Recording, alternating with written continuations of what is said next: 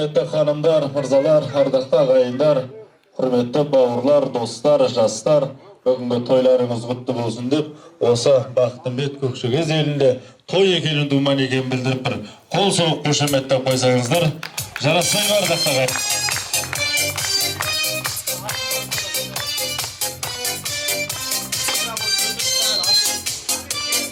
Ал енді Құранға қалланып бірдек белген сәлемі кердім қайырлы үмметке мен, ақын елдің ұрпағы армысыңдар, көмейінен ақтарылып жүргетпеген, батыр елдің ұрпағы бармысыңдар, алдына келген жаудыр дектеген. Бүгінгі тойларыңыз құтты болсын, дүниеге жар салып дүрмектеген. Ассалаумағалейкум деп сәлем бердім. Бас иіп алдарыңызда құрметпенен деп бір амандасқаным болсын ағайын.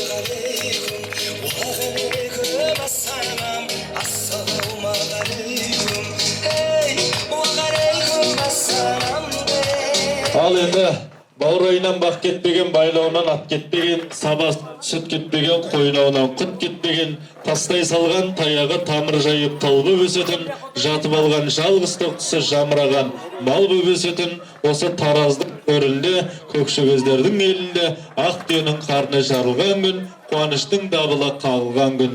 Бүгінгі осы беташар тойымызға келген адамдарыңызға гүл бітсін, келген адамдарыңызға нұр бітсін. Бүгінгі той баршаңызға құтты болсын, жұғысты болсын ардақты ағайындар.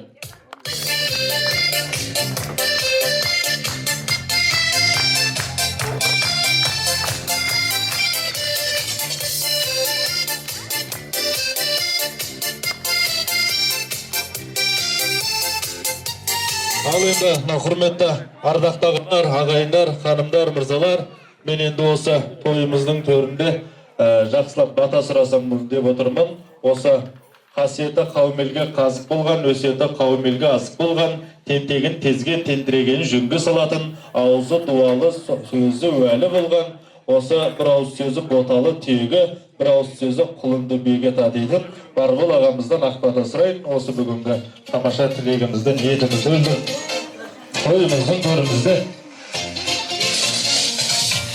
кезеңіз болады ақыры. Шабыл ағыр қойыңыздар, осы ағамыз ортаға ішіп сөйлейін дейді. Ел көрсін, дұрыс көрсін болады.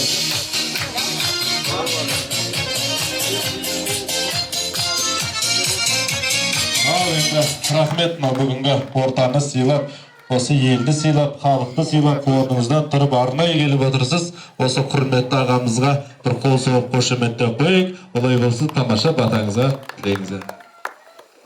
Құрметті ағайындар, құрметті мынау бет шығарған жиналған халқайық. Бүгін енді біздің әулетте кешеден бері үлкен той болып жатыр. 40 күн той деген қыдыр дарыған жер деп айтушы едім. 40 күн тойдың 40 күн болмаса да бір кешелі бері осы әулетімізде той болып жатыр. Он кеше түс көзінде барып, жаңағы бұрынғы қазақ атамыздың, қазақтың бұрынғы ескі кәдесін ұстап, жаңағы қыздың ата-енесінен құталдық, келіннің ата-енесінен. Сөйтіп о жақтағы құдалығымызды бастадық. Оның соңы әртүрлі жаңағы кәдемен жалғасты. Барлық жаңағы несін істеді ғой енді мінекей. Бұл деген сөз, не деген сөз? Бұл деген сөз бүгін жәкем мен жеңешем мынау орнынан бір аунап түскен шығар деп ойлаймын мен. Осындай жақсылықты өлі ырза болмайды, тірі байымайды дейді ғой мінекей. Сол кісілердің уақытысында да осындай кәде құда болған. И осыны жалғастырып келе жатыр мінекей інілеріміз, келіндеріміз.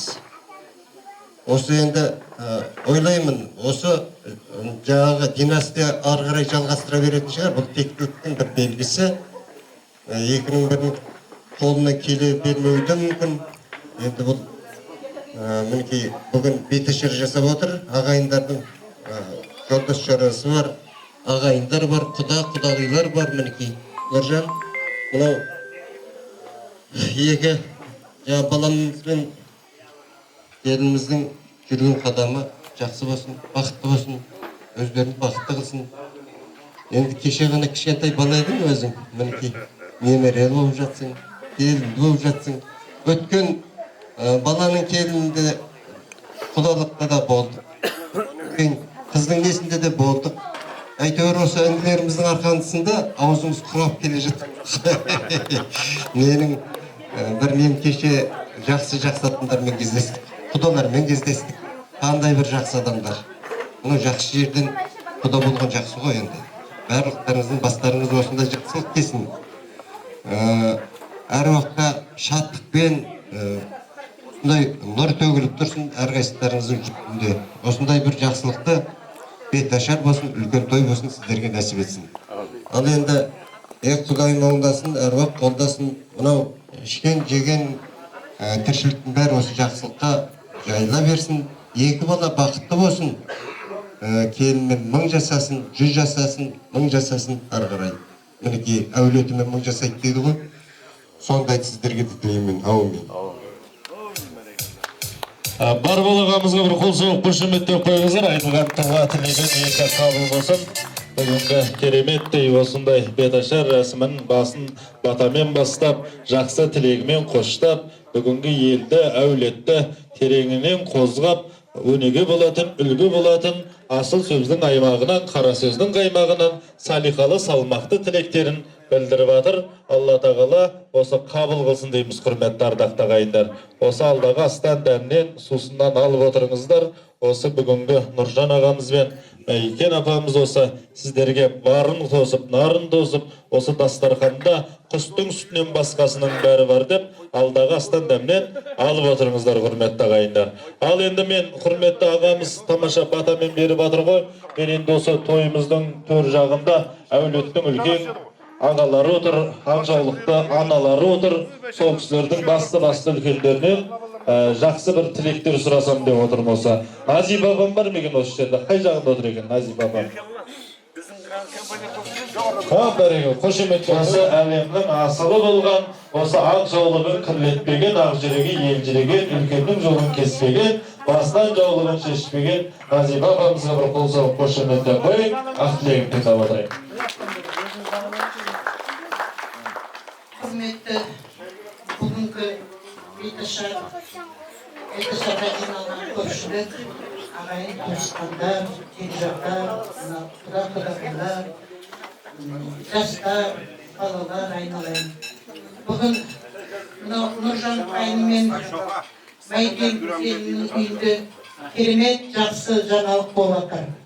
Кеше құдалыққа барып, екі жас бір-бірін жақсы көріп, махаббаттар ашылып, отбасын құрамыз деп шешкен екен. Соның куәсі болып, жақсылап құдалығымызды өткіздік. Керемет құдалар екен.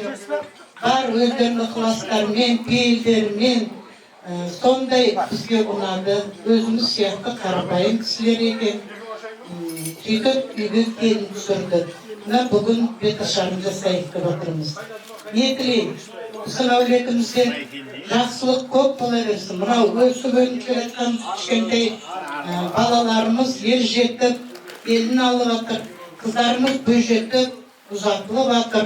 Осындай жақсылық, той, думан әулетімізде бола берсін.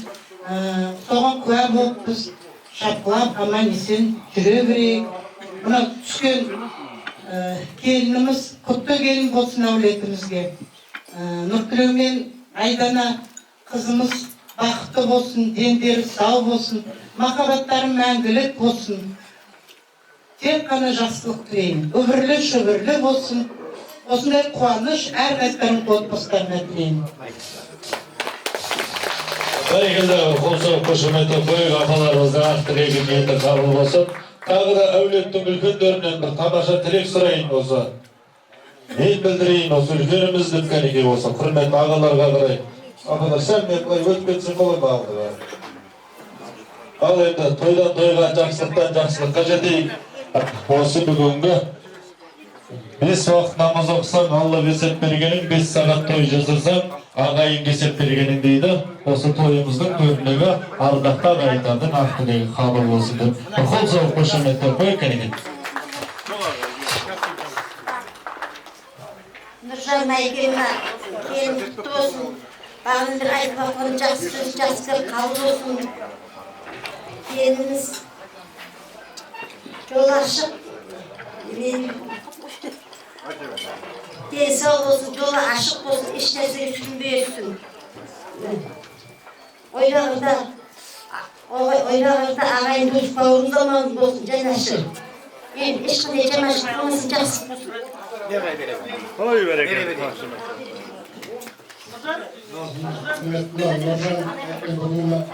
Şeyin kutlu olmasın, kutlu gelin olmasın.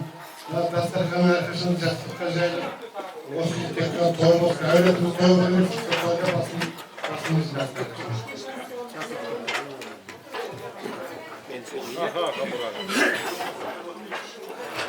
Hürmetli, bugünkü mınav Dostasar Mecnal'ın köpçülük. O жерде bötün adam yok. Hocam Mayken, keyin kutlu olsun aylarayın. Mına bugünkü gün özü bir үлкен bir сондай bir жақсы күн болып тұр. Күннің өзі ашықтығы қандай тамаша. Осының өзі ерекшелі бөтен адам жоқ. Біздің бір жас әулетімізді көрсетіп тұрғандай. Сондықтан осы Ол сеттар түстейіп тұрады. Да. Ол аха. Сондықтан осы күн қандай мәйде жай болып тұрса, сендердің де отбасыларыңда жалпы осы шаңырақтарыңда сондай бір жақсы қуаныштар, жақсы бір сәттер мол болсын. Бақытты болсын жастар. Біз соған қуанамыз. Bereket. Al. Құрметті мынау бүгінгі қуаныштай жиналған қауым ағайын туыстардар, бүгін біздің әулетке бір қуанышты жағдай болып жатыр. Мына бір баламыз екеу болып жатыр. Мына Нұржан, Майке мынау енді балалар бақытты болсын. Мына үлкен шаңырақтары биік, босағалары берік, үлкен семья болсын, үрлі-шүрлі болыңдар мына. Көбейе берсін, әулетіміз көбейе берсін, ұлғая берсін. Тек қана қуанышта басымыз қосылсын.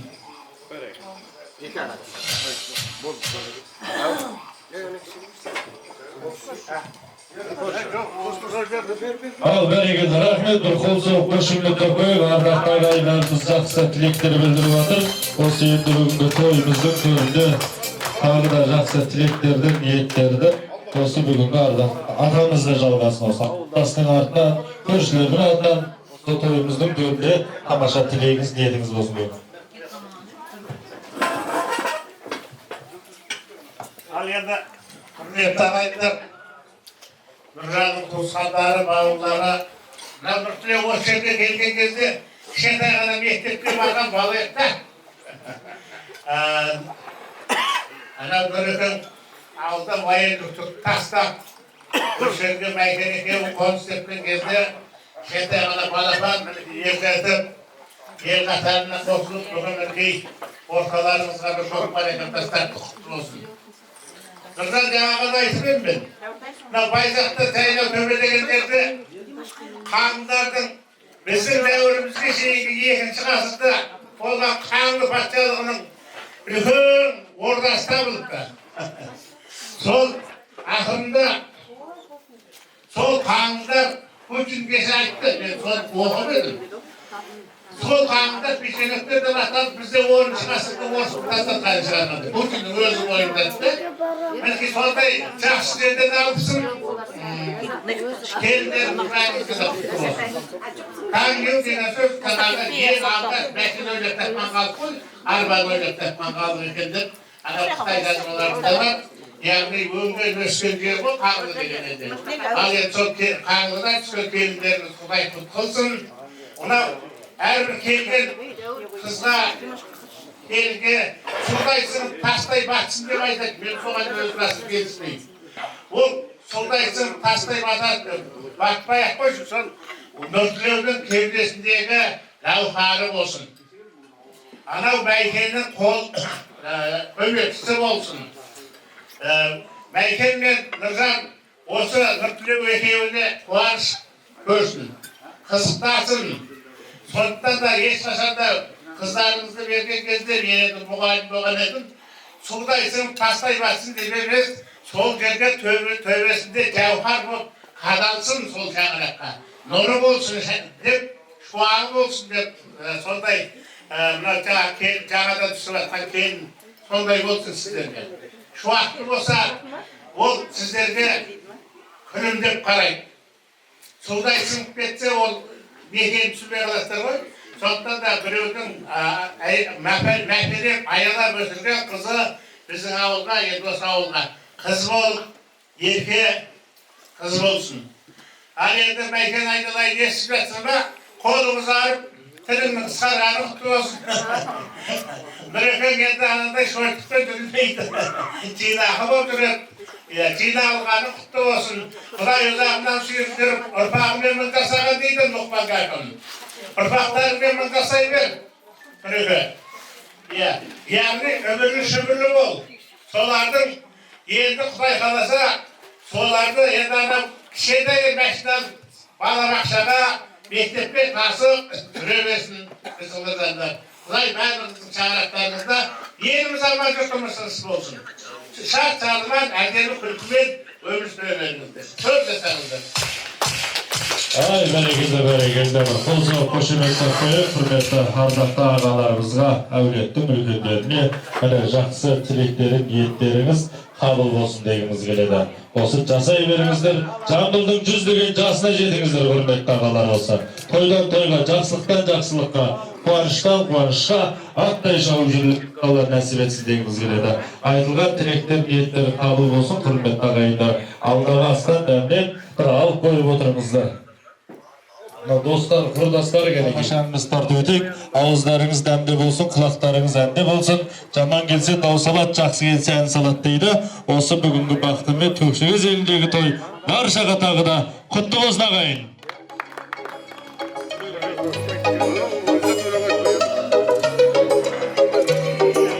Ал кәдеге той құтты болсын ағайын. Күнделік болсын.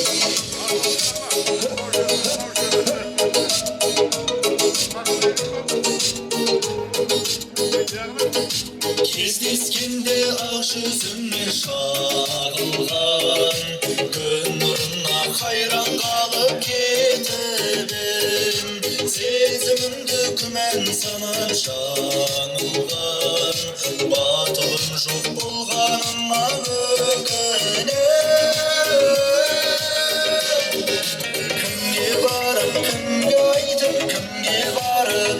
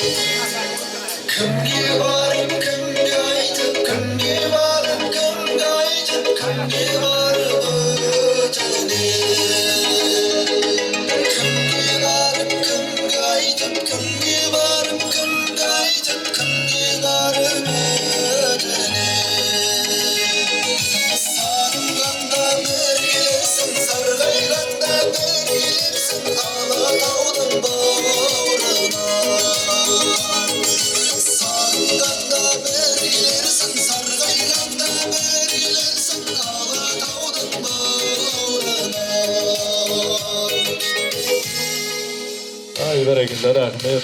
Qo'shimchalaringizga, shapaloqlaringizga, bugungi an salib o'tirgan jiyenleringizga shapaloq urganning balları dara şapsın deb qo'ying. Shapaloq urmag'in qo'lim o'zi betashab dara shapsın deb qo'ying. Qisqa yem bo'lib turdi qag'ay. Al endi to'ydan to'yga, жақсылықтан жақсылыққа жетейік. Қазақта тамаша сөз бар.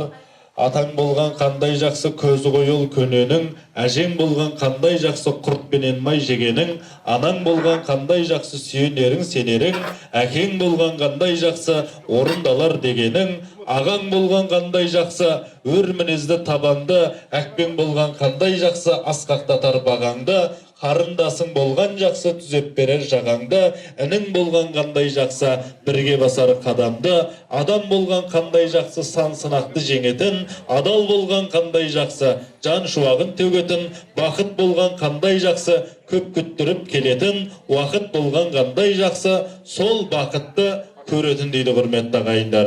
Осы Бақтынбек елінің осы бақыттың уақыты жетіп, осы бүгінгі Нұртілеудей бауырымыз бір басын екеу қылып, махаббат айдында өзінің сыңарын жолықтырып, осындай кереметтей бедашар той қылып отырған жайы бар. Осы екі жасымыз өмірлі болсын, шүбірлі болсын, жусандай түбірлі болсын, осы Қазақстанда бақытты отбасының бірі болсын дегендер бір қошеметті қойып отырайық ағайын.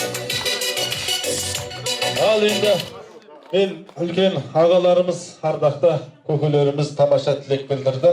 Осы столдан мен Ақжаулықты аналарымыздан, осы екі столдан үлкендеріңізден бір тағы да тілек сұрағым келіп отыр осы. Тойға, қуанышқа арнап келіп отырған, осы тойымызды сәндетіп жалғап келіп отырған осы үлкенімізден құрметті апамызға ұстайына дұрыспан жолымен жөнімен той құтты болсын, ақ тілегіңіз болсын.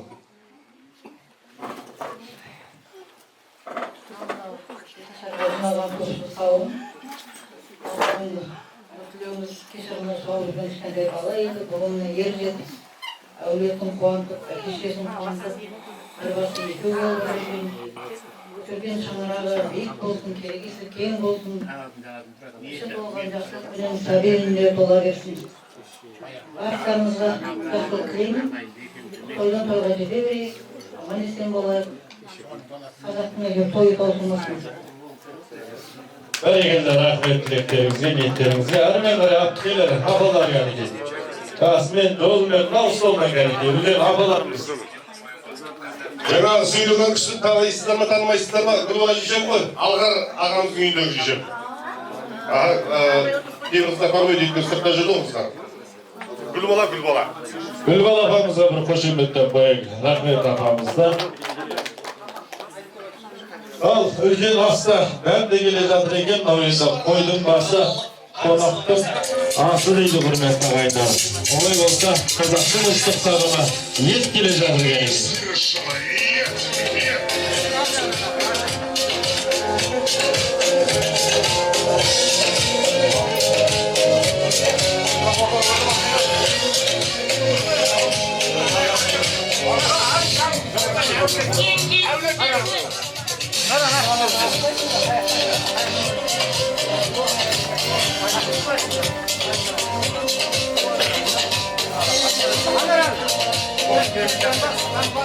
Al енді құрметті жіптің банда сұрайын. Ал енді үлкен асқа, үлкен дәмге осы тойымыздың төріндегі ардақты ағамыздан, қариямыздан бата болсын. Құдай оңлап, әруақ қолдап, дастарханның байлығын берсін, деннің саулығын берсін. Барлықтарыңызға осындай той тоғысты болсын. Екі бала бақытты болсын. Аумин.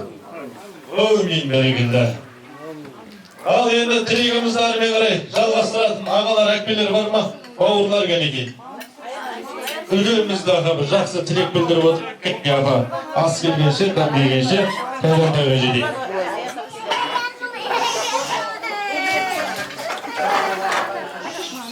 Алмажан әйкем, келін құшты болсын, адамын егем, келін болсын.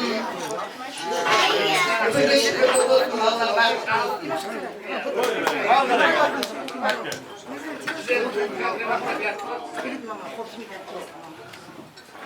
Анау, Нұржан әйкем, келіндерің құтты болсын.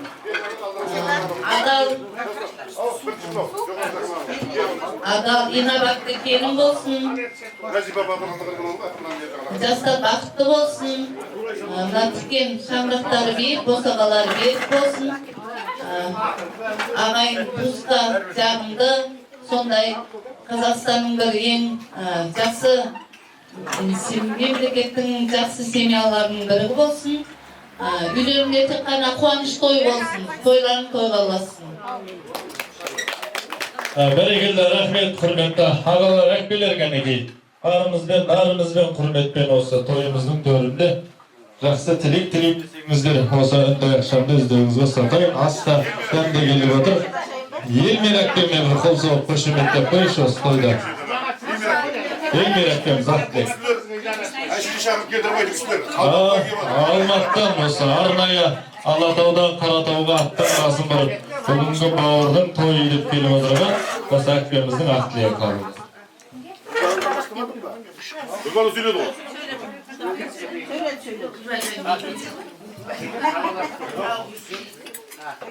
Ағайын той болсын. Нұржан, Майкен келін құтты болсын. Екі жас бақытты болсын. Бірлі болып. Солардың қызықтарына тоймай жүре беріңдер.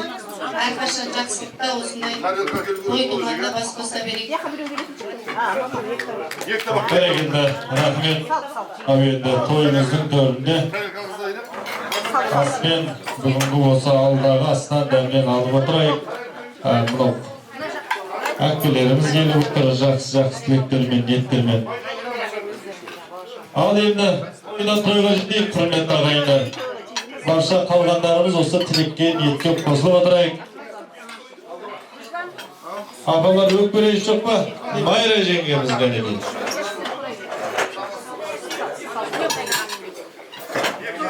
Құрметті қонақтар, біздің әулетімізге бүгін үлкен бір қуаныш болып жатыр. Нұржан, Майкен, түскен келіндеріңіз құтты болсын.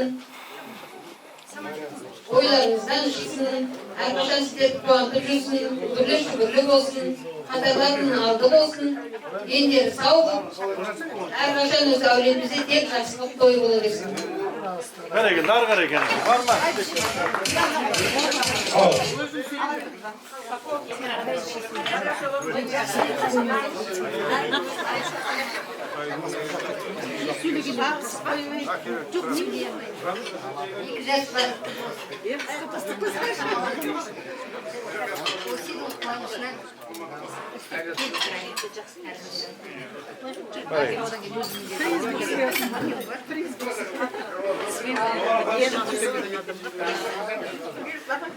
Нұржан, Майкен, мынау бүгінгі қуаныштарың құтты болсын, Нұркен мен Айдана бақытты болсын, осыны өсіп, өндіріп, бүгіні шүрлі болып, сол балапандардың сықшылында бас қоса берейік. Ең жақсы бақытты болсын дейік жас. Шаңырақтар биік, босағалар кең, босағалар бер, керегелер кең болсын.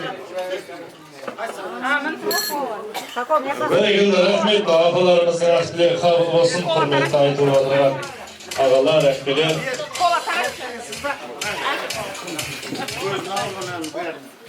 Ал енді жақсылап алдағы астан дәмнен алып отырайық, кішкене шабараттың тоқтығы жақсы дейді. Осы тойымыздың төрінде іш қызбайды дейді. Кім бастайды? Түйенің таныған жапырақ деп Еркебұлан ағамнан бастайын ба? Қалаға бастап беріңіз, қалған енді ары қарай жігіттер боштап жатыр.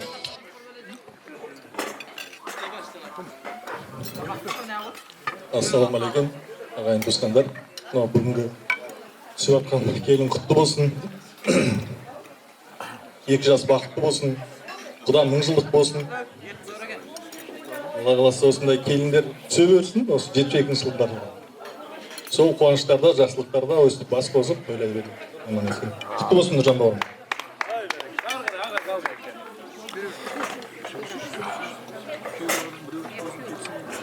Ал Нұржан Майкен, 2 жас бақытты болсын, той құтты болсын. Аңсаған армандарына жетсін, сол қызықшылықты өстіп жолдас жырлармен, ағайын туыстармен бірге бөлісіп жүрген. Барлықтарының жерлерін той болсын. Бәрекелді, арғалай. Ассалаумағалейкум. Нұржан бауырымның, досымның, ағайын туысқан, апалары, ағалары. Бүгінгі беташар тойымыз құтты болсын. 2 жас бақытты болсын. Досым келіп түскен келін қойшының аяғынан, келіннің айбай, қойшының аяғынан, келіннің аяғынан дейді ғой. Құтты болсын. Жаңа көкем айтқандай, біз енді ол кісілер сияқты мұғаліміміз, көп сөйлемейміз. Судай сіңсін, тастай батсын. Бар жақсылық болсын, өмірлі шүбірлі болсын. Жанымыз үш мақал, бір сосы үш мақал айтып тұрсын. Мынау құрметті ағайын туыс бауырлар, бүгінгі мына келін құтты болсын. Ақбелер, жезделер, ал Нұреке, Мәкен, мынау келін сүрбастар 2 жас бақытты болсын. Алтын көпірлеріңіз бақытты, осылар бақытты болсас, біз де бақыттымыз. Құтты болсын, аман есен. Нұржан енді негізі бірге оқыдық, ауылдан жданықта. Бұл енді бөлек жігіт, бөлек тұлға жігіт. Молодец болсын. Міне бізге де жұғысты болсын. Осы әр семейде үлкен осындай жақсылықтар бола берсін. Аман болайық, денсаулығымыз жақсы болсын. Құтты болсын. Бәрекелді, рахмет, қол соғып қошеметтеп қойық ағалар. Нұржан аға жеңген келін құтты болсын. Денсаулығы болсын, осы үйде тек қана той болсын. 2 жас бақытты болсын. Бәрекелді, рахмет. Ары қарай уақыт жібере берейін бе, болды ма, қалғанымыз қосыламыз ба? Өкпеленіш болмасын, құрметті. Гүлшат әкпеме кәнеке. Хан бұрылып қарайтын, бей бұрылып сұрайтын. Гүлшат әкпеме бір қол соғып қошеметтеп қойын. Осы үлкен астың дәмнің үстінде әкпе. Ақ тілегіңіз қабыл болсын. Нұреке, Майкен, бүгінгі қуаныштарыңыз құтты болсын. Қуаныштарыңыз молынан болсын, ұзағынан болсын.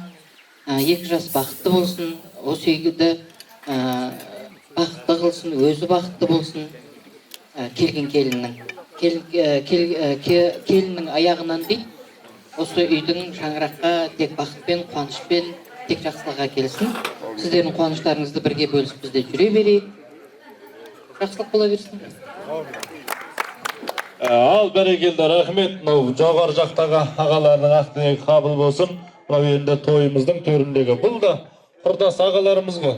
Сіздердің де тамаша тілектеріңіз, ниеттеріңіз қабыл болсын. Үлкенімізден бастайық, кәнекей. Жолымен бастайық. Атаның баласынан болмаса атаманнан бастайды ғой, құрдастың ішінде. Ассалаумағалейкум. Құрметті ағайындар. Ал, ағалар осы отырған. Мынау келіндеріңіз құтты болсын. Нұрете мен Мәйкен. Келіп жатқан келін құтты болсын. Аяғы құтты дедің болсын. Жалғаса берсін, бәрімізге жұғысты болсын. Үбірлі шүбірлі болсын. Көбейе беріңдер. Бәрекелді, Астанадан келген кезде ақ тілегі қол соғып қошеметтеп қойық ағамыздың аға. Алар, әр қарай көштің басы қалай қимылдаса, соны солай қалады дейді. Жақсы тілектеріміз, ниеттерімізді. Ассалаумағалейкум, құрметті ағайын. Нұреке, Майкен, келін құтты болсын. Сендерге тартса жаман болмайды. Үбірлі шүбірлі болып, өсіп өліңдер, аспан ашық бейбіт заман. Солардың қызықшылығына тоймай, осылай елімізде күлкі кетпей, жақсылық тойда бас қоса берейік. Аман болайық, барлықтарыңызға жұғысты болсын. Бәрекелді, құрметті ағаларымыз кәнекей осы тойымыздың төріндегі көре тұрып төр берген. Ассалаумағалейкум. Нұреке, Мәйкен-ай, бүгінгі мына қуаныштарың құтты болсын. Алла осы сендердің шаңырақтарынан той үзілмесін, жақсы құдалар келсін. 2 баламыз бақытты болсын, өмірлі шүбірлі болсын. Осылар әрдайым жақсылықта биіктерден көріле берсін. Құрметті аға, желаушылар ағалар. Ал. Тәтем сөйлейді дейді. Тәтесі сөйлеңіз енді. Ал, құрметті көпшілік жиналған қауым, бүгінгі келіндеріңіз құтты болсын, денсаулықтарыңыз мықты болсын, әрдайым қуанышта бас қосайық. Нұржан Майкен'на келіндерің құтты болып, жұғысты болсын елдерге. Барлықтарыңызға рахмет. Бәрекелді, рахмет. Ардақты аға, өзіңіз де бір ауыз жақсы тілек білдіріңіз, аға. Тәтеңіз сөйледі енді, өзіңіз сөйледі. Тәтемнен кейін сөйлесем бәле қалам. Ал не дейміз мына Майкен, Нұржан. Мына қуаныш құтты болсын, 2 жас бақытты болсын.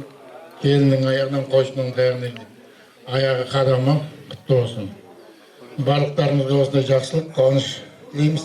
Үйлеріңізде тіпті той болсын. Құтты болсын. Бәрекелді, рахмет. Қосыламыз ба, қалғамыз өкперейінші жоқ ба? Ал, бәрекелді, рахмет, әйдерім. Мынау қара баламен микрофон ұстап сөз бермей қойды деп жүрмеңіздер. Қалған тілектер болса, осы Нұржан ағамыз бен Майкен өкпемізге осы WhatsApp-тан айтып жібересіздер енді, құрметті ағайындар. Осы тойларыңыз тойға ұласа берсін. Мынау енді достар керек біздерге қиын қыстау кездерде қолтығымнан демейтін, әр сөзіңді елейтін деп, осы бүгінгі ағамыздың құрдастарына бір қол соғып қошеметтеп қойсақ жарасады. Осы той көріңіздер, қуаныш көріңіздер, осы шаңырақтарыңыздан шаттық, осы ағаларыңыздан бақ береке, әулеттеріңізден сүйіншілік хабар кетпесін.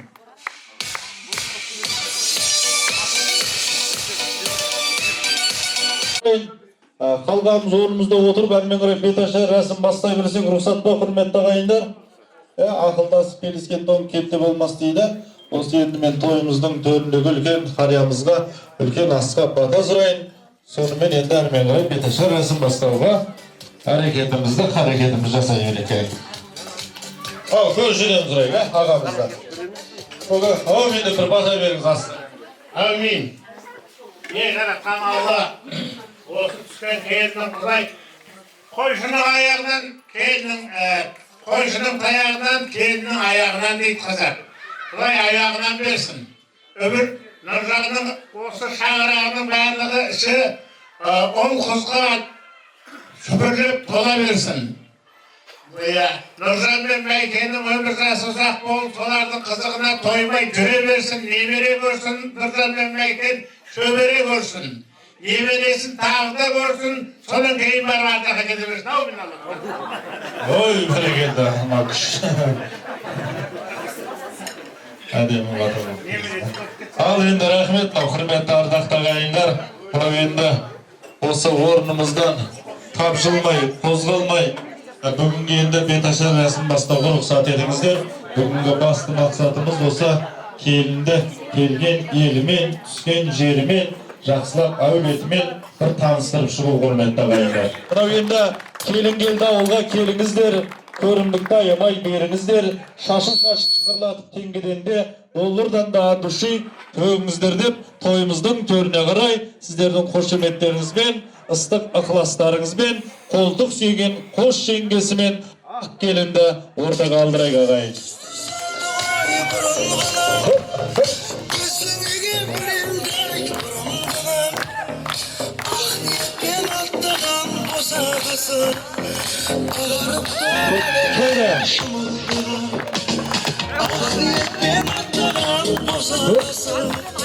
Şarkı da olsun şimdi mikrofonda.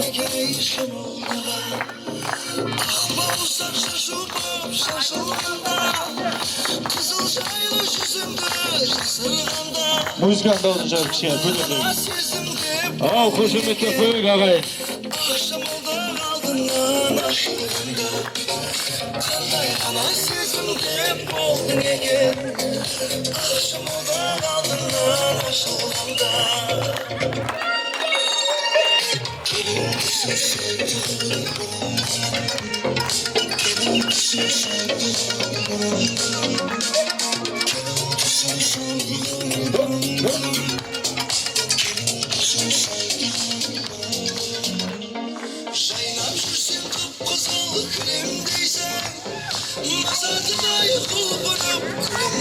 Әрекелді, рахмет, құрметті ардақты ағайындар, ханымдар, мырзалар, бүгінгі сәл алдыға қарай тұрсаңыздар болады, құрметті жеңгелер. Ал енді келінімізбен бірге. Ал енді оқтау қайда жаңағы? Біздің оқтауымыз қайда? Орамал түйген оқтауымызды алдырайық. Осы беташар рәсімінде оқтау рәсім бар. Бұл енді оқтауды екінің бірі ұстай бермейді. Осы бүгінгі Нұр Тілеудің досы, құрдасы болмаса, яғни бүгін ертең үйленем деп жүрген, көзі қарауытып жүрген бір бойдақ жігіт, насыбай атпайтын, темекі тартпайтын, шылым шекпейтін, сотта ісі қаралмаған Қадалмаған былай тұрсын, қызға сөз салмаған, көз салмаған. Есімім? Бақтиярға бір қол соғып қошеметтеп қойып, жаңағы оқтауымыз қайда? Оқтауды алдырайық кәне жігіттер. Келіндер қайда? Ай, қоқ қойындар, ай. Көкем баласы айналайын. Ойынша әнім үшін ақым. Еспірейділер шыққан яқтан.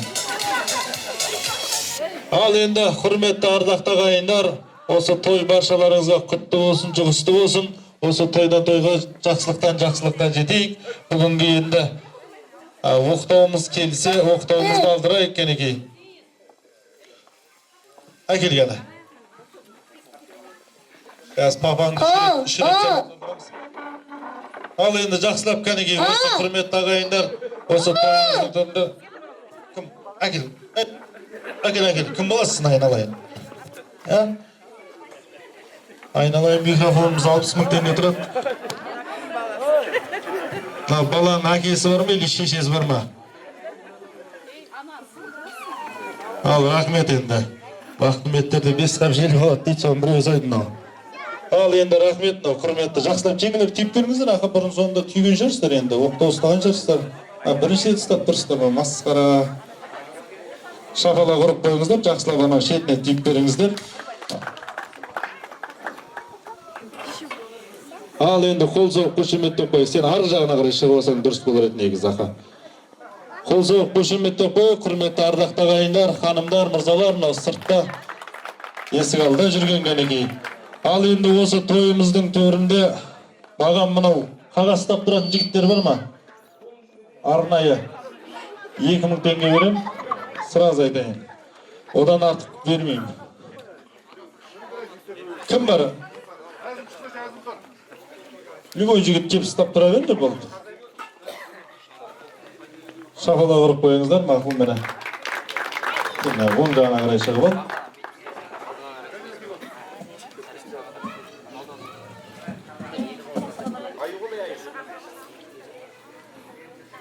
Оқытып жатыр ма?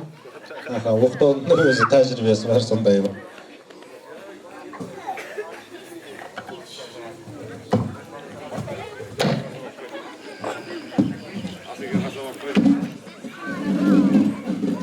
Ал енді мынау құрметті ханымдар, мырзалар, бүгінгі енді үйленсең де өкінесің, үйленбесең де өкінесің дейді қазақ. Үйленсең өзің құрайсың, үйленбесең тұқымың құрайды дейді. Осы жазда үйленсең аржат, қыста үйленсең бержат болады деп, осы қыстың қамын күз ойлап отырған бүгінгі Нұртілеу бауырымызға бір қол соғып қошеметтеп қойсаңыздар болады, құрметті ағайындар. Ал енді бүгінгі беташар рәсімін 18 мың қаламды жаратушы Алланың атымен бастауға рұқсат етіңіздер. Той қуаныштарыңыз құтты болсын деп қойыңыз.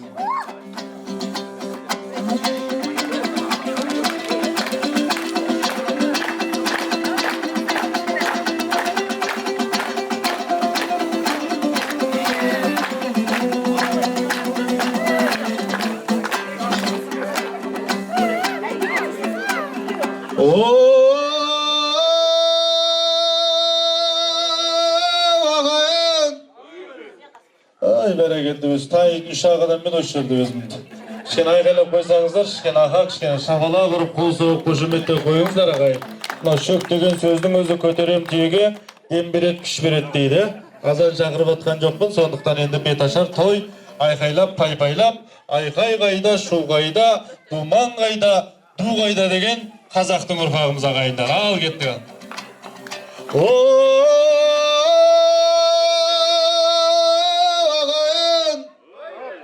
Ойбай, ет жемеңіздер ма тағы? Кішкене айқайлап қойыңыздар, кішкене қаттырақ ал. Ал бір көрек ел кезегі үшке дейін. Сәл ребір беріп қой жігіттер. Көкшігіздер! Ойбай, ұруын айтсаң бәрі айқайлайды екен. Ал бұл тойды көптен бері аңсадыңдар, біразын күте-күте шаршадыңдар. Сіздерге бүгін ешкім қой демейді, би-билеп асырсап ән салыңдар. Жүрсіннің жүйрігімен айтысатын нұржандай ұлдарымды қарсы алыңдар. Жарқыраған жұлдыз ау болмасақ та бойдағы бар өнерге тамсаныңдар. Беташар қалай болды деген ағайынға керемет жақсы өтті деп жар салыңдар. Қолдарыңыз бос болса бірін қалмай, аямай мағанда бір қол соғыңдар ай.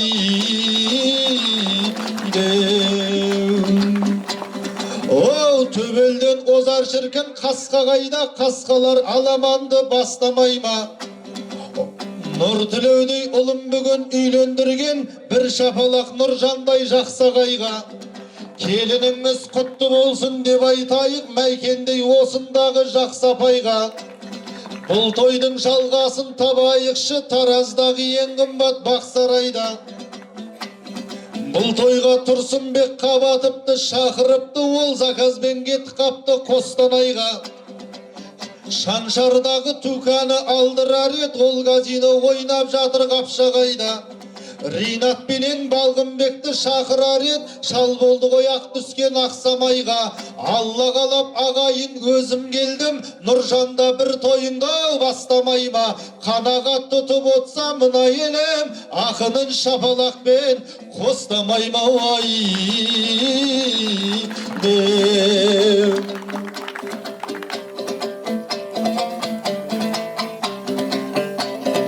Жақсы келін көрсетер өнегесін, алтынмен сырлап қояр керегесін. Ерінің айтқан сөзін заң қылады, үйінің қашырмайды берекесін. Бүгіннен келін бала атандыңыз, қайғы мен қуаныштау бір көресін. Осында үлкендерден бата алып, келін жан көктейсің ау көгересін. Абысын тату болса ас көп деген, ағайын мен қуанышқа бөленесін. Нұр тілеудей өзіңе асыл ерім, тұңғыш бір балаң құсап еркелесін. Ашуланып, долданып, ұрыспағың сап жүрмеген адидың төбелесін. Келін жан көбейте бер, қаптата бер, Нұржандай ағамыздың немересін ай.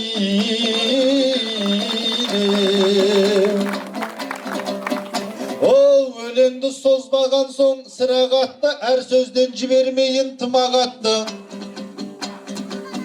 Айданадай ақ келін келген кезде, көркіне ел сүйсіне тұра қапты. Айналайын келін жан бақытты бол, өнегенмен сүйсіндір жыра қатты. Нұр тілеумен өмір бақи бірге болып, ұлтыңа ана болғым ұлағатты.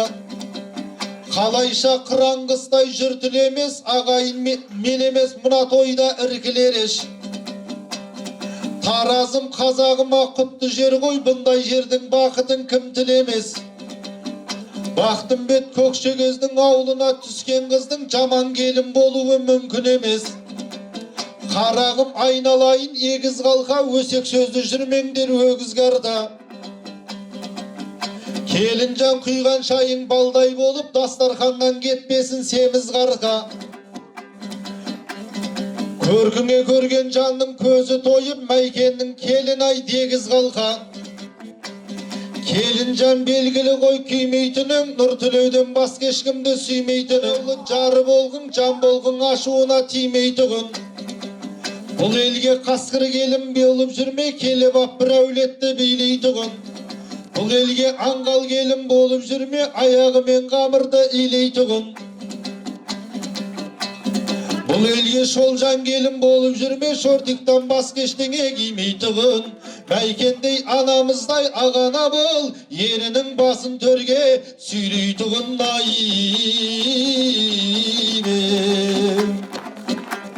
О, айдана бұл әулетке етпейтін бол, таяқ емес тек қана ет жейтін бол.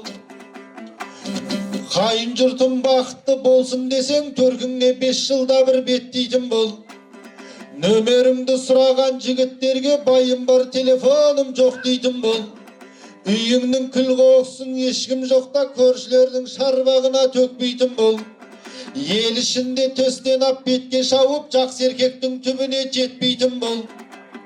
Нұр тілеу бұрынғыдай қызға барып, гарилашып темекі шекпейтін бол. Әлі де үйленбеген бойдақпын деп, қыздардың құлағынан теппейтін бол. Қыздармен жүрген емес жүрген шығар, Нұр тілеуді оған бола сөкпейтін бол. Жүрік беткен қыздары ызбандаса, шу шығарып ажырасып кетпейтін бол ай.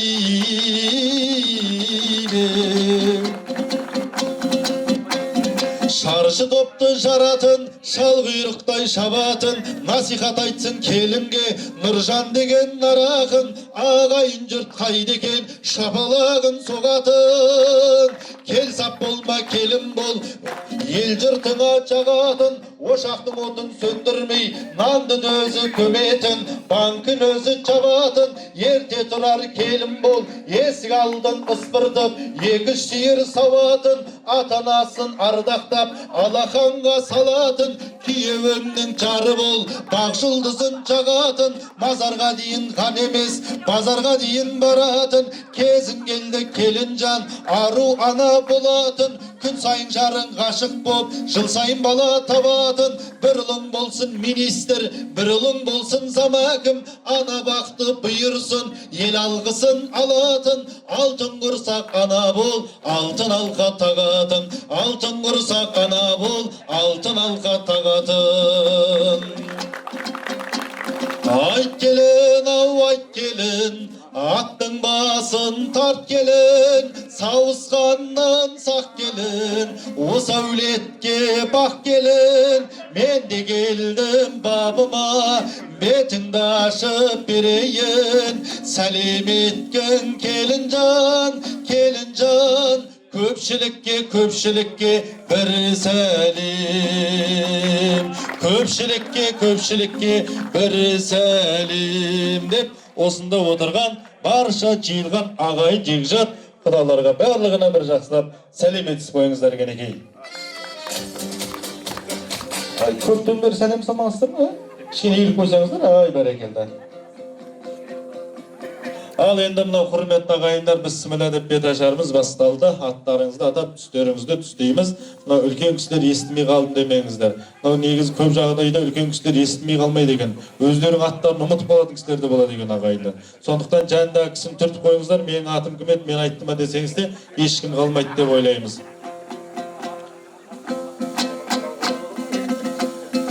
Махаббатың болсын ау, айырылмас, айнымас, разы болмай өлелер тіреш қашан байымас. Ол кісілер мұнда келмеген, қинала қалсаң демеген, айналып ұшып төбеңді рухмен желеп жебеген. Сәлем еткен келін жан, әруақтарға бір сәлем ай деп, осы әулеттің жалпы ата баба рухына жақсылап тағзым ет, сәлем ет дегіміз келеді. Осы асылын ардақтап, келісін құрметтеген халықпыз. Осы бабаларымыздың барған жері пейіш, жатқан жері жәннат болсын, құрметті ағайындар. Ал енді құрметті ханымдарымыздан, осы енді ақ жаулықты аталар, ақ сақалды қариялардан, ақ жаулықты әжелерден бастайық. Тойларыңыз той боласа берсін.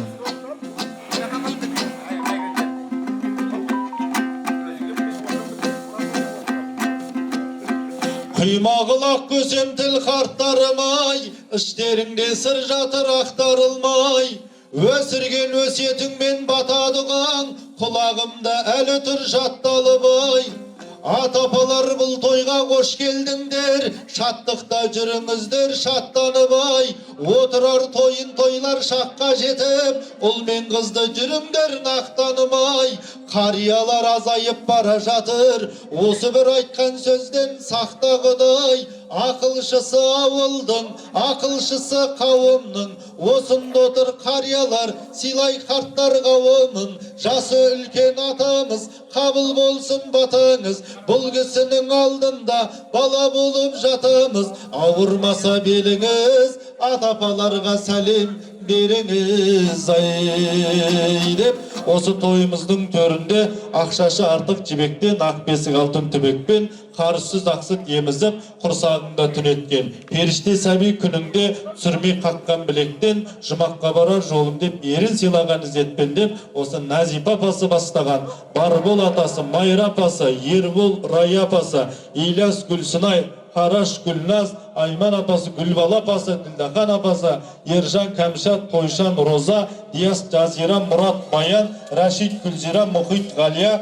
Мейірбек Ақсәулетті бүгінгі әулеттің үлкендеріне, ата-апаларымызға қол соғып қошеметтеп қойсаңыздар, біреуі сау күш сәлемдеп, тойымыздың төріне қарай билеп алдыр екен.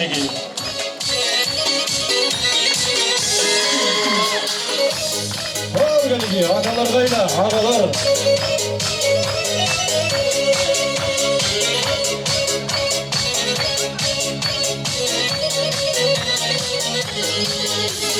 Әкесінің жанары алма гүлім, тереңім ай теңіздей қалғанымның, сыңарына ұқсайды тағдырымның, құлағымда жатталып қалғаны алма гүлдеп ән салам, алма гүлдеп жар салам, күйгішер осылай ғашық болып қалсам, алма гүлдеп ән салам, жетпейді кел жан соған, қолым жетер бір күні ұнап қалдым ғой сен Ағалар, ағалар Мінекей.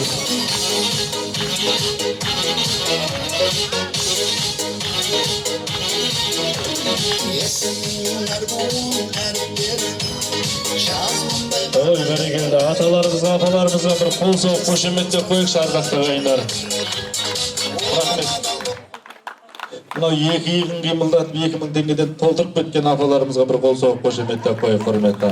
Мынау енді тойдан тойға, жақсылықтан жақсылыққа жетіңіздер. Қазақтың ақыны Есенқұл Жақыпбектің осы әулие апа енелерім, қызығын көріңіздер немеренің, өлместің дәрісін тауып алсам, бір пашкысын сіздерге беререн деген екен. Осы әулетіміздің үлкендері аман болсын дегіміз келеді.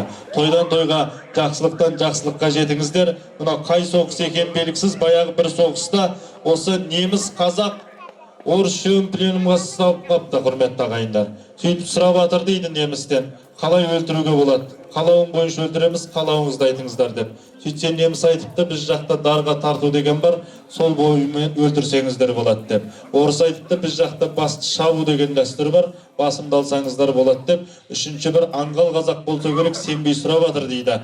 Қалауымыз бойынша өлтіресіздер ме деп. Иә, айналайын, қалауың бойынша өлтіреміз десе, онда осында отырып қартайып өлуге болам екен деп жатыр дейді, құрметті. Алла тағала осы төріміздегі қарияларымызды, қызыналарымызды сұлу қартаюды нәсіп етсін деп бір қол соғып қошеметтеп қояйық, құрметті ағайындар. Ал енді Әкпе Жезде деген қауым бар, құрметті ағайын. Әкпе деген қауым бар, Жездеміздің тірегі, Жезде деген қауым бар, Әкпеміздің жүрегі дейді. Осында отырған Жезделердің екі аяғын бір етіпке тұғуға рұқсат па? Ой, ешкім естімейді о. Ал Жезделер дайын отырыңыздар, ал көрейік. Қай жезде, бай жезде, жезделерім, сездіңдер өздеріңе кезгелерін. Жезделерде доллар ақша көп болады, көрейік осындайда көз көрерін. Екіге екі қоссаң 4 болады, 4000 жезделерге дөп болады. 5000 теңге беретін жезделердің басында баянды бір бақ болады. 10.000 теңге беретін жезделерге Құдайымның өзі бір жақ болады. Аз берген жезделерім сарт болады, көп берген жезделерім мәрт болады. Көрімдікті аямай беріңіздер, менен бүгін осындай шарт болады. Көрімдікті жақсылап берсеңіздер, сәлемі келіннің де нақ болады. Ей, беудер. Осы тойымыздың төріне қарай Әкпе Жезделер қауымына бір қол соғып қошеметтеп қойсақ, үлкеніміз Жібек Әкпеміз, Бексұлу Әкпе Кенже Жездесі, Аят Әкпесі, Гүлбану Әкпесі, Ерлік Жездесі, Шарбану, Елмира ортаға билеп келмейма, Раушан, Гаухар, Әлімжан, Гүлнар, Бақытжан, Перизат, Ғалымжан, Айда, Айнұр, Мөлдір, Тимур, Жаннұр, Қуаныш, Ләззат, музыканы сәлбашша, Мерует, Байкен, Саида, Әсет, Малика, Ботагөз, Айдана, Шаттық, Аяулығыш, Фархат, Мерует, Таждәулет, Әдемі, Нұргелді атты Әкпелер мен жезделерге 10.000 теңгеден жазып қойды. Той құтты болсын, билек беліңіздер алған екен. Алған келіңіздер.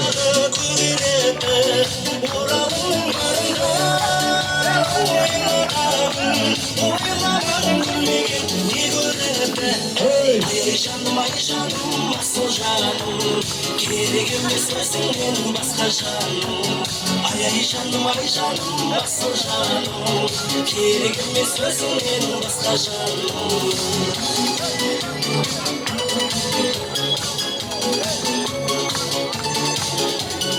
Қара жерге қар жауса қақтырмайды, біздей жігіт сіздерге таптырмайды. Ал, бәрекелді, рахмет. Jizdilerimiz, akbilerimiz aman bolsun, hürmetli agayınlar. Külüp gelip, külüp betdeyler. Tohurlak berip, tohurlak bet, alıp betme, salıp betme baygamay kaldık, hürmetli agayınlar. Mına endi akbilerim, jizdilerimiz aman bolsun, toydan toyga, jakşılıktan jakşılıkka jete beriңiздер. Mına hürmetli agayınlar, bankı ayamay tastay beriңiздер. Бұл банкini Nurjan agam da almaydı. Men de almaymiz. Осы банкке түскен ақшаны кеңес ауылының бір жол жөндетуге бөліп беретін болды, құрметті ағайын. Сондықтан аямай тастай беріңіздер. Мынау енді тойдан тойға жетейік. Олай болса, мынау енді тойымыздың төріне қарай осы қайнатасы мен қайненесі отыр. Сол кісілерді бір жақсылап таныстырып қояйық. Құрметті ағайындар, бір жақсылап қол соғып қошеметтеп қойыңыздар.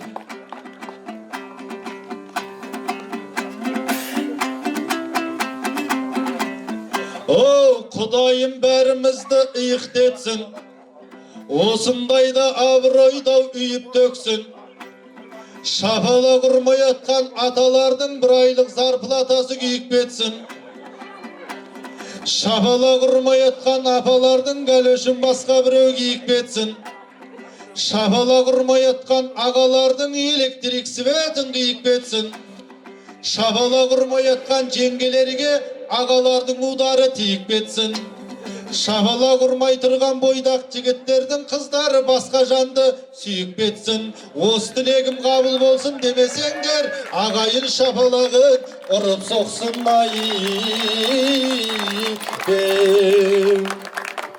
О, сөйлейін ой саларлық жүйелі ой, бұл атаң осы үйдің сүйегі ғой. Нұржандай осында қайнатаң бар, әр сөзі пайда болып тиеді ғой. Мәйкеннен басқа ешкімге көз салмаған, тек қана Мәйкенін сүйеді ғой. Керек болса бұл атаң енең үшін суға түсіп отқа да күйеді ғой. Келінжан қайнатаңа сәлем еткен, ол сенің қайненеңнің күйеуі ғой. Деп Нұржан ағамызға арнайы бір жақсылап сәлем етсең. Ой, бәрекелді. Сәлем салдыңыздар ма? Сақ қойыңыздар, аға. Оқта ұстап атқан қалай бар, нормально ма бас? Кішкене көтеріп қой, аға. Балық олап тұрған орыс ұстамай, кішкене қимылдап қой арасында. Ал, бәрекелді. Мынау енді келіндердің жүзіне қарап едім. Қайнатасына разы болмаған секілді, құрметті ағайындар. Қайнатасының өзіне разы болмады ма, көрімдігіне разы болмады ма, оны қазір байқаймын. Есті жігіт еліне бел болады, отырған орны шіркін төр болады. Ағайын бір бастама бастайыншы, менің де бұл бастамам жөн болады. Қайнатаңыз ортаға келіп кетті, Нұржандай осындағы ер бағалы. Екінші рет қайнатаңа сәлем еттің, айтпесе бір аяғы кем болады. Екінші рет сәлем сал ел көрсін деп, қайнатаңның екі аяғы тең болсын деп.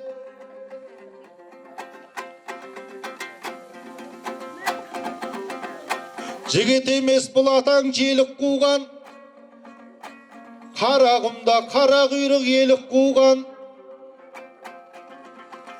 Қайнатаңа екінші рет сәлем салды, қайнатаң келмей мекен көріп тұрған. Осындай атаңызды мақтан етем, осындай атаңызды ақтап өтем.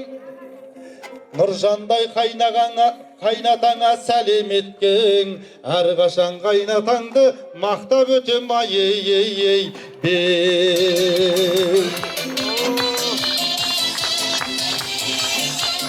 Қайнатаң ерексті бастақ кетті, ортаға 20 мыңын тастақ кетті. 20 мыңды бере сап бұл ортадан, қайнатаңыз білемін қашпақ бопты. Берекелі үйдерем түскенейін, қазанында ет қайнап піскенейін. Үшінші рет қайнатаңа сәлем еткен, қазақта ел кезегі үшке дейін. Үшінші рет жақсылап сәлем салсаң, сәлем салмассың ертең түске дейін.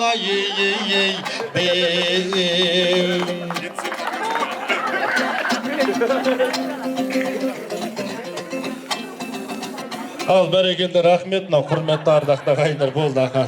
Мен осы жерден тоқтаймау деп отырмын өзді.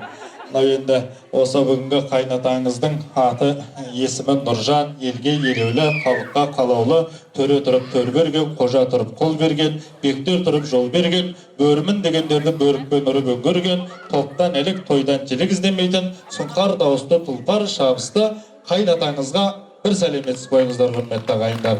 Түсінбей жатса толықтырып тұрайық, құрметті. Ал енді Нұржан аға, келін құтты болсын. Бүгін енді тастай батып, судай сіңсін. Мынау енді бұрынғыдай Нұртілеуге ұрысуды қойыңыз, өзінің ұрсатын адамы бар. Ақа майкмен шөзбен жүргенде қой деді ғой, көкем айтты ғой бағана. Ақа сол дәстүр бұзылмасын, осы тастай батып, әулетіңізді өсіретін, өндіретін, осы ерінің басын төрге сүйрейтін, елге қараған жүздеріңізді жерге қаратпайтын, ардақты, адал келін болсын, құрметті ағайындар. Ал енді бүгінгі үйдің президентін көрдік, енді бүгінгі осы қайненесін көрейік, құрметті ағайындар. Главныйдан көрейік деген депті баяды біреу. Сондықтан енді осы бүгінгі ардақты Мәйкен әкпемізге бір қол соғып қошеметтен қойсаңыздар, жақсылап шақырайын. Қан бұрылып қарайтын, би бұрылып сұрайтын, Мәйкен атты елең бар, қайнатаңа ұнайтын. Ойын сауық құрғызар, белді бекем буғызар, Мәйкен атты елеңіз таң азанмен тұрғызар. Есік алдын ыспыртып, талай жұмыс қылғызар, бақшадағы қаулаған арам шөптен жұлғызар. Қасарыспа тумайын деп, 5 баланы туғызар, ашуына тисеңіз қолмен кірді жуғызар. Шіркін келінжан, сәлем еткен енеңе, енеңіз ортаға билеп-билеп келеме. Шіркін келінжан, сәлем еткен енеңе, енеңіз ортаға билеп-билеп келеме, билеп-билеп келеме. Қошеметтеп қой екенеге. Ой, құтты болсын. Ай, бәрекелді. Шабалақ қошемет қайда? Ой, бәрекелді, рахмет. Мынанда енені бірінші рет көрдім депті баяда, келінің алдында билеп жүрген деп. Ал бәрекелді әкпем, енді келін құтты болсын, арысты болсын, жұғысты болсын дегіміз келеді. Осы бүгінгі тойымыздың төрінде. Оу, жігітем алқалы дуға түскен, жігітем өлен айтпайтын құлнамыспен.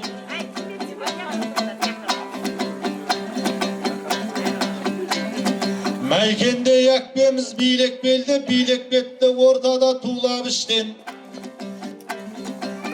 Әкпеміздің ажарынан айналайын, айдың сәулесі секілді суға түскен.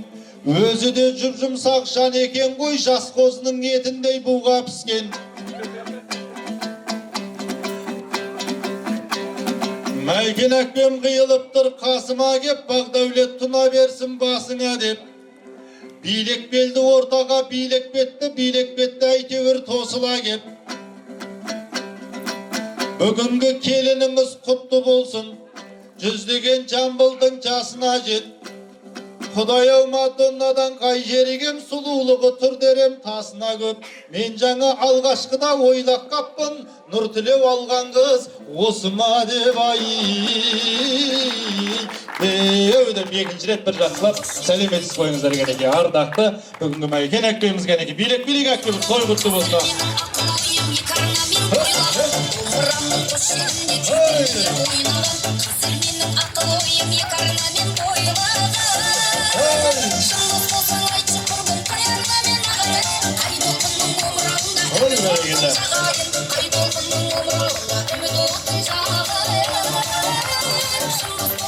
Бәрекелді, рахмет. Қайненесіне бір қошеметтер қойып, құрметті ағайындар.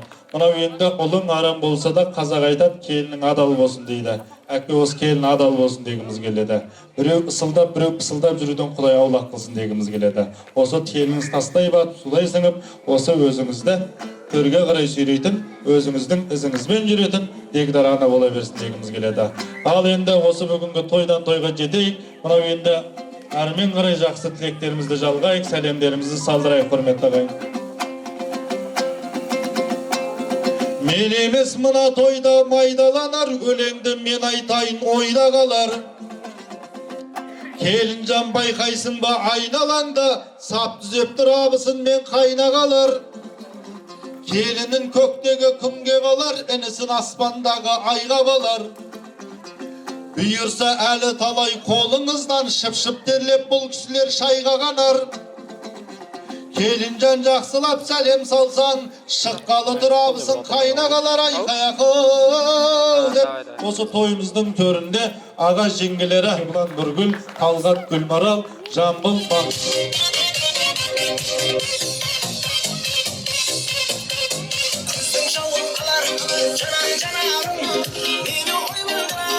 Senin kanalın Yündüğü seni Uyalganımdan Böküldür gözümde Kıyamladım Kızım cavur alır Canan canarım Beni uyandırır Senin kanalın Yündüğü seni Uyalganımdan Beregiller rahmet, hurmetli ağayınlarga.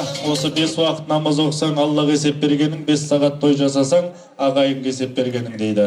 Осы бір үйдің пірлері ағайындар бар екен, сен тұр мен атайын, шеттерінен нар екен. Ойында жоқ жамандық, тек жақсылық ойлаған, ағайында той болса, бір ай бойы тойлаған деп осы бүгінгі қайнағамыздарыңыз жүзі жарық сөзі анық болып, үйлерінде тек қана қуаныштың әні естіліп, қайғының дәмін татпауды Алла нәсіп етсін деп қоя құрметті ағайындар. Тойдан тойға, жақсылықтан жақсылыққа жете беріңіздер. Мына бір балаңыз бар болса, шығар шықпас жаның бар, екі балаң бар болса, құйрығың бар, жалың бар, үш балаңыз бар болса, 300-ге айтар қалың бар, 4 балаңыз бар болса, таймайтын астыңда тағың бар, 5 балаңыз бар болса, басыңда батпандай бағың бар, 6 балаң бар болса, 6 рулы ауыл бар, 7 балаң бар болса, жер таянбас жөнің бар, 8 балаң бар болса, сөнбейтін асқақ сенім бар, 9 балаң бар болса, тозбайтын торға тоның бар, 10 балаңыз бар болса, жер қайысқан қолың бар деген екен. Осы бүгінгі тойымыздың төріндегі осы көкшігөздің ұрпақтары қаптаған қарақтайдан да көп болсын деп қойып құрметті ағайындар.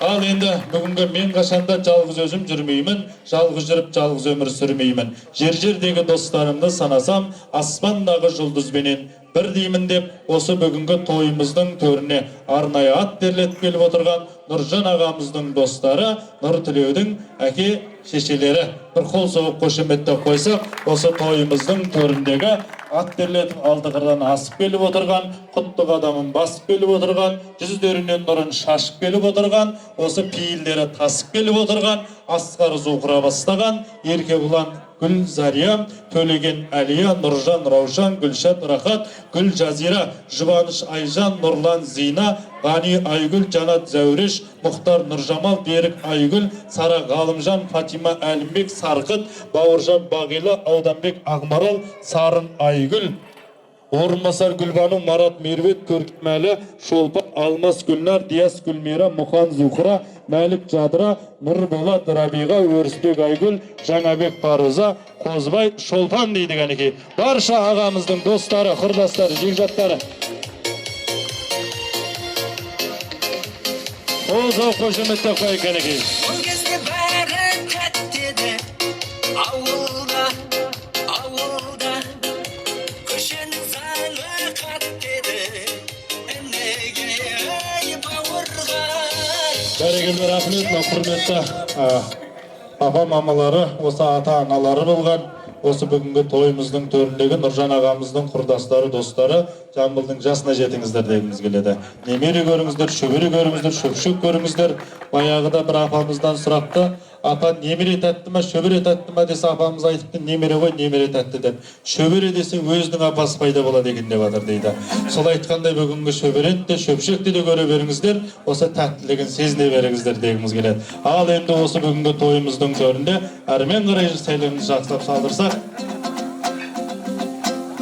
Ұлың еменді шыққан аты көпке, Құдайым қызыл тілді қапыл етпе. Осында көрші деген бір қауым бар, арасында болмаған тату өкпе. Көршіңмен тату тәтті болдың ба деп, барғанда сұрайды екен ақыретте. Көршілерге жақсылап сәлем салсаң, сәлемнен бөлінерсің рахметке. Келінжан жақсылап көршілерге сәлем салсаң, сәлемнен бөлінерсің рахметке. Ей беу деп, осында бүгінгі Әулиеата көшесіне bir qol soğup qo'shamatlab qo'yingizlar. Mana endi bugungi jamon atga jal bitse janna to'rsib baylatmas, jamon odamga yer bitse aynalasına el qondirmas deydi. Nurjan ağamızda Xudoy ondaydan avlaq qilgan, o'sha bugungi aynalasin do'stmen emas, o'sha tasmen emas do'stmen qilgan azamat. O'sha avlata ko'chasining mulkan turg'undari Abmanab, Qanat, Elmira, Berdala, Marjan, Hamid, Ermek, Jazira, Madina, Nurtaz kelin deydi Jeniyak beyimiz Sidabla ayda şafalaq qayda deb qo'yibdi. To'y qutlu bo'lsin ekan. Kelingizlar qo'shlar. Muğalim adam көп söyleyip. Mınau Nurtulevimde Şentay'dan, Tarıday'dan bilem degen siyahtı. Бұл енді Nurtulevim Altalaşqa belgili елдің azamаты болады деп есептеген. Ол сондай бір тәрбиеленген. Алдыдағы әпкелер сияқты магистратура, хейіз докторантураны бітіреді деген мен. Құдай қаласа айдана енді саған аманат. Нұржан мен Майкен саған әдебелеп тұрып тәрбиелеп қасыңа қосып берді. Менің балам бірақ Нұртілеуім хейіз докторантураны бітіру керек. Ол елдің азаматы, халықтың азаматы болуға тиісті. Ол соған лайықты. Айдада саған аманат, өмір жастарың ұзақ, дендерің сау, бақытты өмір сүріңдер. Менің балам оқып атқанда маңдайын тыржитпа. Ұзақ өмір сүріңдер айналайын. Өмірлі шүбірлі бақытты болыңдар. Ой, бәрекелді, көкеме қошеметтеп қойыңыз. Нұртілеуге ақылдаспаған секілді осы. Көкең түскен кезде өзіңіз төлейсіз бе деп. Ал бәрекелді, ол жағын енді айданы өзің анықтап жатарсың. Ал енді арымен қарай осы бүгінгі бәйек қағып жеңгелер, сыңғырлаған теңгедер оңашада өзіңмен сырласқанды жөн көрер. Қайындарың бар шүкір айға сені теңгерер деп, қайындарымен қай сіңілеріне бір жақсылап сәлеметсіз қойсаңыздар. Дәуір Мейіржан, Абдынұр, Абдырахман, Абдырауф, және Айқын, Айсұлтан, Димаш, Зейін, Әсет, Қайсар, Мұхаммедәлі, Асылхан, Айбар дейді. Қайсыңылері Аружан, Лаура, Аймекен, Ханшайым, Ажар, Салидат, Әдемі, Инаят, Дания, Айша, Аслай, Риза, Зере, Әдина, Медина дейді кәнеке. Үлкен кісілер құрметті ағайындар. Шағалап қойыңыздар. Ал келіңіздер.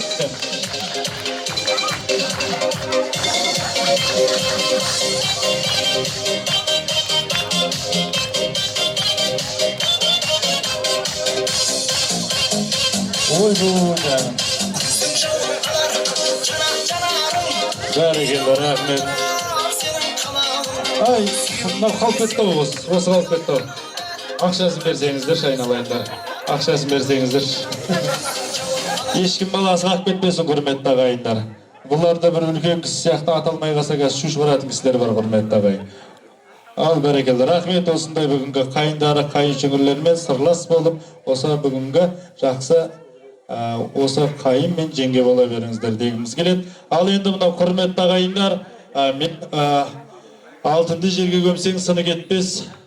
Осы бүгінгі тойымыздың төрінде осы алтындай олған, алтын уақыттың қиып мәртебесі биік, осы барлық шаруаны жиып келіп отырған тойымыздың төрінде осы 100 теңгең болғанша 100 досыңа татитын бір досың болсын деп, осы бүгінгі тойымыздың төрінде Нұртілеудің достары келіп отыр. Бір қол соғып қойсаңыздар, осы Нұртілеудің достары бүгінгі арнайы жеке шақырғыңыз келіп отыр осы достарды. Осы бүгінгі Нұртілеудің достары тұраса ұятынан бие беретін осы әзім досына бір қошеметтеп қойыңызшы, бар ма екен? Жеке арнайы бір сәлем әзім. Әзім. Шақалақ қошеметтеп қойыңыздар екен. Бір сәлем салсаңыздар. Ол салмайды ол ағам. Ай, бәрекелді, қошеметтеп қойыңыздар. Алтау. Ой, бәрекелді, олмын, қошеметтеп қойыңыздар. 20 мың бәрекелді, рахмет.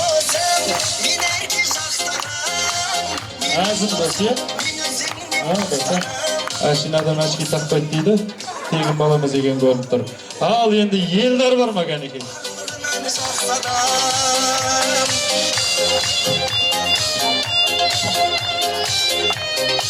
Қошеметте қойыңыздар елдарға арнайы. Елдар саған тошқы қоқ қойды мына жерге. 3 тошқы қоқ қойды.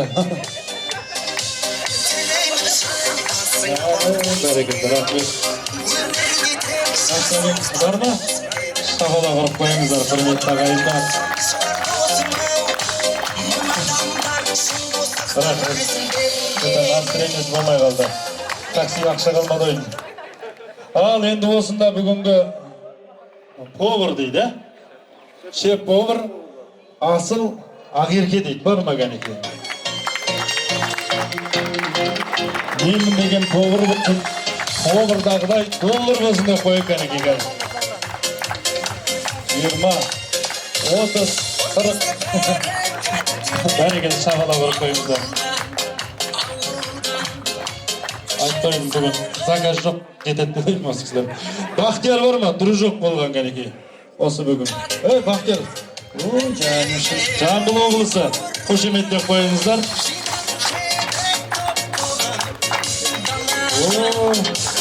Көшеде елдің бәрін ұстайсың. Сол 1000 теңгенің бәрін әкепсің болса. Бәрекелді шағала барып қойыңыздар. Халықты қорғап жүрген.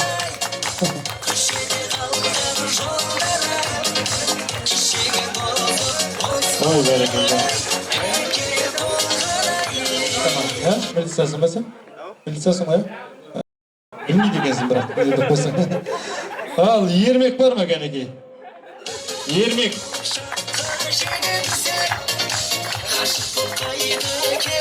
Ал, келіп отыр. Студент дейді ата. Саған бір жеңілдік берейік ата. Намысы, бәрекелді шағала қырып қойыңыз ермекке. Және де тағы да шеп поварымыз Асылхан бар ма? Ой, шеп поварлар қайсысы мықты екен көрейік ал енді. Шеп поварлар. 10, 20, 30, 40, 50 шағала қырып қойыңыздар осында. Аслан бар ма? Аслан. Асылген. Асылген. Сәл мөлжген бас бөліш, Аслан. Аслан жабырқап жүрген жақты ол. Күз қатты әсер етіп жүрейін мазылған. Дархан бар ма? Заке, сіз ғой, шағала барып қойыңыздар. Достар, сен тұр, мен атайын деген достар.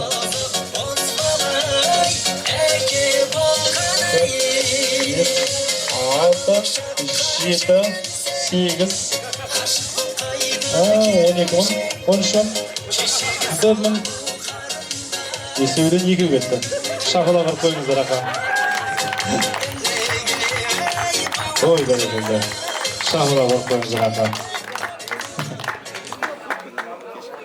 Қайсына мұ? Рауан ба? Келді ма бизнесмен? Кәсіпкер. Жеке кәсіпкер дейді.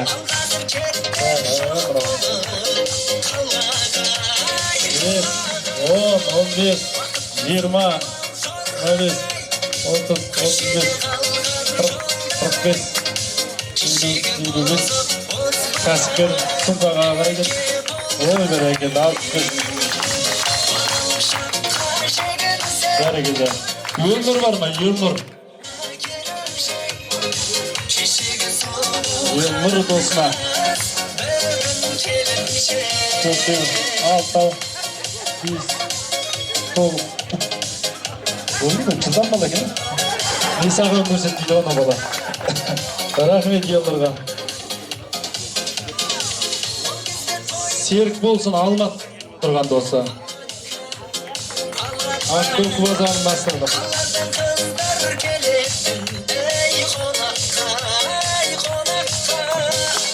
Рахмет. Серік болсын. Біз 20-дан жоғарығын ғана санаймыз ақа. Алмаз бар ма? Алмаз.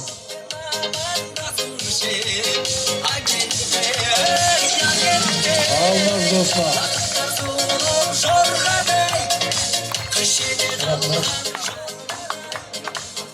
Мирас бар ма? Мирас. Қошеметтеп қойыңыздар мына Мирасқа. Ой, бәрекелді. Бәрекелді Мирас, рахмет. Нұрасыл бар ма? Қызым, директор дейді. Қошеметтеп қойыңыздар мына. Осы директор болмаса білмеймін енді. Осы директор болмаса білмеймін енді. Директорлар қатты болады деп қойды. Тима, я? Тима бар, жоқ бар. Аха, енді өзім бір сәлем салдыртып қояйын, аха. Айтып тұрдым ғой, аха. Bir sәлем салып қояйын, аха. Үйің алыс қой, аха, білем ғой сен, аха. Білмеймін, үйің қақта. Шағала көріп қойыңыздар, осындай бүгінгі біздің жігіттерге. Аха. Бала ғой кішкене, алдап жібере салдық кішкене. Кеп жатса келер, келмесе көрер енді өзі. Ал енді бір қол соғып қошеметтеп қойып, осындай барша достарына бүгінгі осы жығылғанда тренш болып көтеретін, сүйінгенде тренш болатын осы бүгінгі Нұртілеудің достары келіп отыр. Осы барлықтарыңызда шаңырақтарыңызда шаттық болсын, босағаларыңызда бақ бере болсын, Алла қаласа бір бастарыңыз екеу болсын дегіміз келеді. Сендердің де тойларында жүздесейік. Ал енді осындағы барша ағайын жекжатқа келген жақсылап бір сәлем салып қойыңыз, аха, ата аталған осы тойға келген, келе алмай қалған бір қошеметтеп қойыңыздар. Болды ғой, а? Ал енді олай болса, құрметті ағайындар. Әбдінұрды шақырдым ғой мен бағана. Бірінші айттым ғой мен сені. Сал құрсын. Бір салға қойды. Қалып кет. Әбдінұр көрсей, сәлем салып жатыр. Салыңыздар, аха. Бол. Бол, бара берсең болады, аха. Ой, бәрекелді, қошеметтеп қойыңыздар міне. Қошеметтеп қойыңыздар. Ой, бәрекелді, рахмет. Ал енді мынау құрметті ардақты ағайындар, не болды? Жылдам бітір деп жатсың ба? Болды, бітіремін сіздер қазір. Бәрі қайтады, аха. Ал енді мынау құрметті ардақты ағалар, ханымдар, келін бетін кім ашса сол ыстық көрінеді дейді. Ортаға енді әкпе өзіңіз келіп, түйінін шешіп, ай дидарлы ақ келіннің осы ақ жүзін осы елге көрсетіп қойайық. Тіпай деп отырайық. Бағана бері ақ келін деп отырмын. Қара келін болып отырса маған ренжімессіз деп тұр баяғыда. Ал енді жақсылап бісміллә деп, той құтты болсын, қуаныш құтты болсын, жастар бақытты болсын. Осы ақ орамалдың күлігін ашып кәнекей.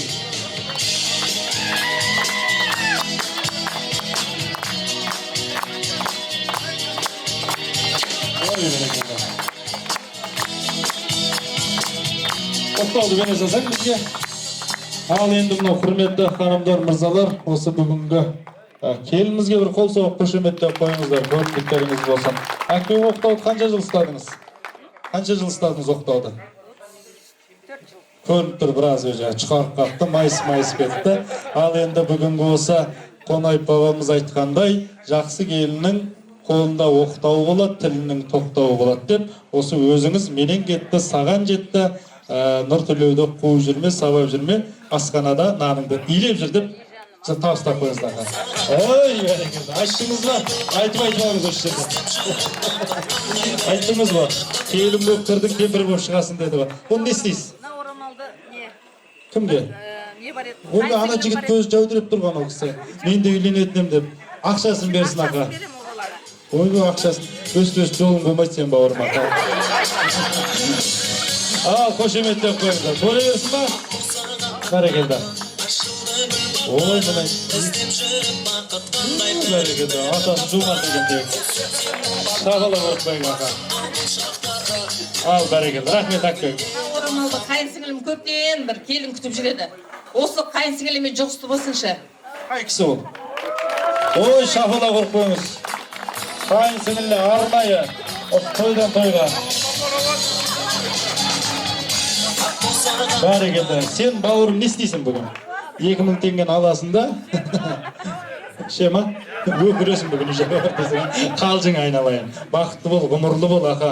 Оқтауда орамалды алған кезде бүгін түс көретін сен. Күшті түстер көретін, сол кезде алу айтады. Келіннің қолынан ұстаған екі келінге сияпатым бар еді, соны табыстайын. Ой, бәрекелді, рахмет.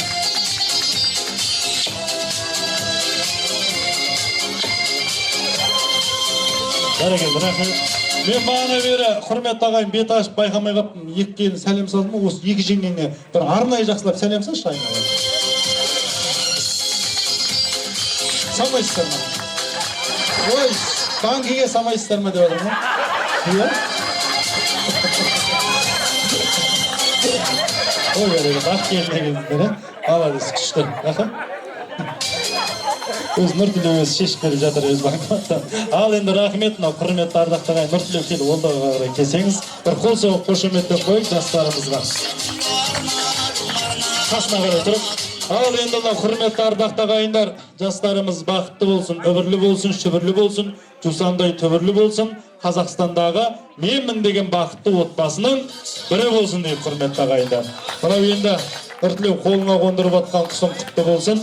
Осы бүгінгі бақытты болыңыздар.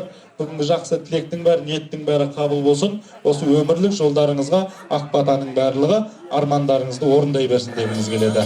Ал енді мынау Келінжан, өзіңізге бір насихатымыз болсын. Келінжан, мынау тастайбат судайсың деген ескі сөз, мына қолың жеткен Нұртілеуге жабысып қал, ұстаған екенсің тістеп бақадай қарысып қал, аузың жаным деп қытықтап тұрсын, етегіңізде қара балалар ытқықтап тұрсын. Осында отырған бойдақтар ойланып қалсын, осыдан ай өтпей, олардың да тойы тойланып қалсын. Сол тойға асаба таппай, бәрі маған байланып қалсын деп өзім тепиқайда етіп қояйын арасында. Ал енді мынау Нұртілеу аңсарың ауып, қай жұртыңды сағынып тұр, айына бір рет сол жерден табылып тұр. Осы аяулы жарың бармаймыз десе де, барайықшы деп жалынып тұр. Бар қызықты бірдей көріп, түбі бақытқа малынып тұр деп бір қошеметтеп қояйық. Мынау енді бір ауыз сөзбен айтқанда, бар нәрсеңді жоқ қылатын әйелің, жоқ нәрсеңді бар қылатын әйелің, спайниде батырсың деп айтқанмен, кухняда лоқ қылатын әйелің, айлығыңды түгендейтін әйелің, аяғыңды шідерлейтін әйелің, бұрынғыдай достарыменен қыдырып, кетуге көп жібермейтін әйелің. Әйел аққу келіп қонған айдынға, бір әйелге бағынам деп қайғырма, осы аяулы жарың саған мәңгі бақыт құсы емес пе? Осы бақыт құсынан ешқашанда айныма, айырылма деп насихатымызды айтамыз, құрметті ағайындар. Ал енді мына құрметті ардақты ағайындар, бар бұл ағамыз, бағана үлкенбіз. Ағамыз бар ма? Қариямыз кәнекей. Бұл кісілер беташар болмаққан білмей отырайын мына кісілер.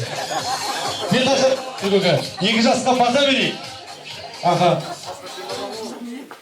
Қазір стап қойсаңыздар. Мен де 2 жасқа бата берейін.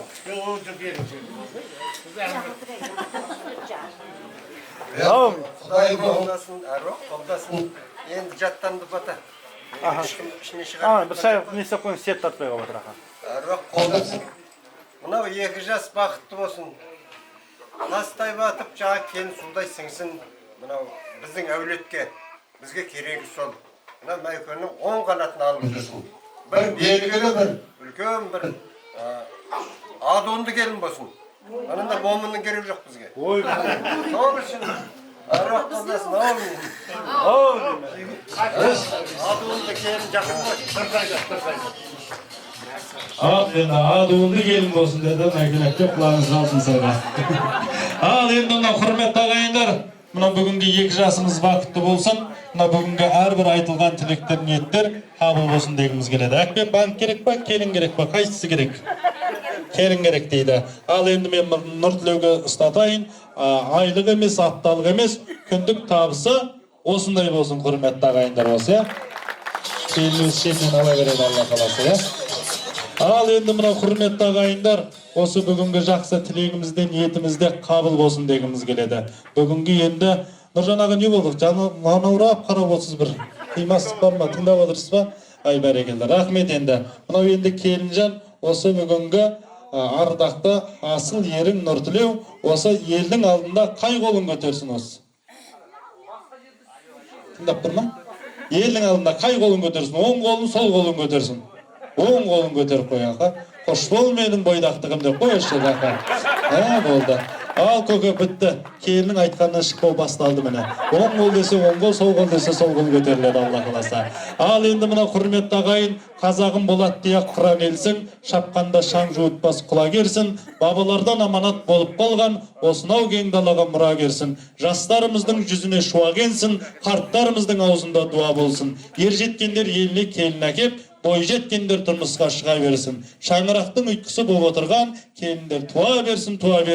Дүниеге келген әрбір нәрестеге апалар шілдехана қыла берсін. Алаштың бұлтсыз ашық аспанында көк туымыз желбіреп тұра берсін дейік құрметті ағайындар. Мына осы бүгінгі Нұртілеу том ішінде дара болсын, келіндеріңізде тектілік сана болсын, шаңырақтары ешқашан шайқалмасын, үйінде балабақшадай бала болсын. Осы Нұртілеу 10 балаға әке болып, келіндеріңіз 10 балаға ана болсын деп құрметті ардақты ағайындар.